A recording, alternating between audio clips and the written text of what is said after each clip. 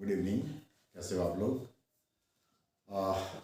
इस वीडियो में कोई पढ़ने लिखने या कोई और विशेष बात हम नहीं करने जा रहे हैं।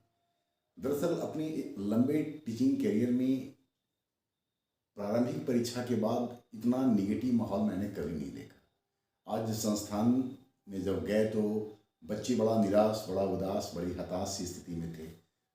दो तीन कारण हैं। एक तो कारण ये है कि रिजल्ट जिनका होने का संभावना लग रहा है और जो माहौल बना हुआ उस बात को लेकर के परेशान हैं।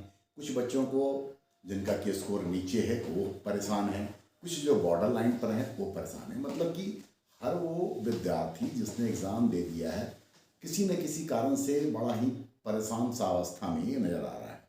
देखिए, हम ये इस वीडियो के माध्यम से सिर्फ इतना कहना चाह रहे हैं कि इतना जल्दी अगर आप इम्पेशेंट हो जाएंगे, सिविल सेवा में बैठने वाले विद्यार्थी को इतना धैर्य तो रखना ही पड़ता है।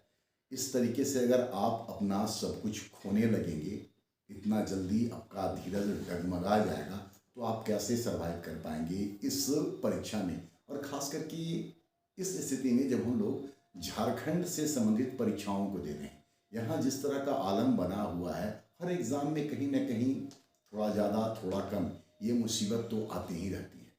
मेरा सिर्फ आपसे ये रिक्वेस्ट होगा कि प्लीज़ अपनी पढ़ाई पर कंसंट्रेट करें, क्योंकि करियर आपका है, बाकी सब बातें आनी जानी हैं। कल्पना कर लीजिए कि कल के तारीख में इंटरव्यू से आप लौट गए तो क्या आप अपनी पढ़ाई को छोड़ देंगे? ऐसा नहीं होगा, आप फिर से लगेंगे। तो आप क्यों ये नहीं आज समझ रहे हैं कि ठीक है, अगर प्रीलिम्स का रिजल्ट नहीं हुआ है तो ये आपके लिए एक मौका भी हो सकता है कि आप अपने आप को आगे के लिए तैयार कर लें।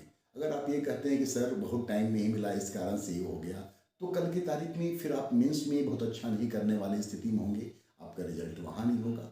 बेहतर होगा आप अपना एक पूरा लास्ट जो तीनों स्टेज है, तीनों के लिए अपना एक रणनीति बना करके और एकदम शुरू से आप अपनी तैयारी को आगे रखिए। अगर आपको लगता है कि आपका रिजल्ट हो रहा है तो आप अपना आगे सोचिए। अगर लगता है कि हम बिल्कुल भी क्वालिफाई करने वाली स्थिति में नहीं हैं, मेरा स्कोर बहुत कम हुआ है, आप अपनी रणनीति को नया एक तरीका दीजिए, नए तरीके से सोचिए और निराशा की स्थिति से निकलिए। ये बड़ा अजीब सा माहौल था आज क्लास में। हम लोग पहले से जो मेंस के बच्चे थे उनमें भी बड़ा ही अजीब सा माहौल था। शब्द नहीं मिल रहा है कि हम किस तरीके से एक्सप्लेन करें, क्योंकि इस तरह का मैंने शुरुआत में कहा कि ऐसा मैंने माहौल कभी नहीं देखा।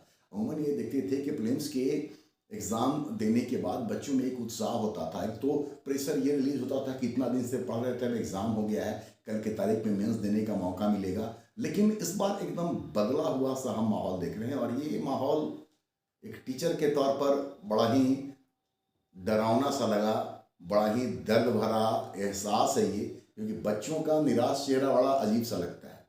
26-25 साल लगभग हो गए मुझे इस फील्ड में काम करते हुए, लेकिन ये माहौल मुझे कभी नज़र नहीं आया।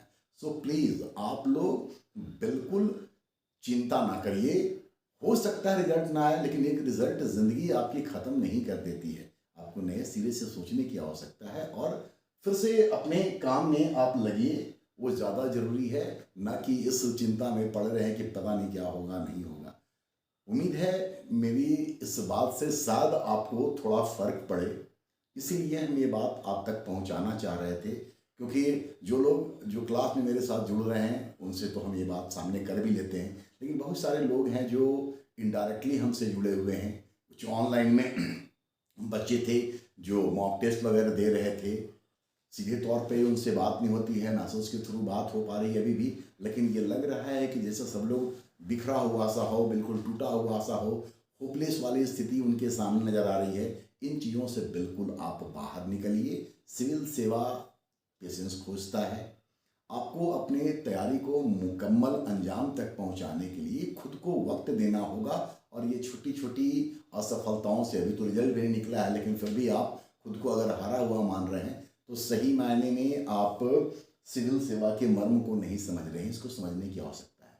उम्मीद है शायद आपको मेरी बात समझ में आए। तो प्लीज़ निराशा की स्थिति से बाहर निकलिए और आगे का सोचने का काम कीजिए। चलिए मिलेंगे फिर हम लोग, फिर बात करते हैं।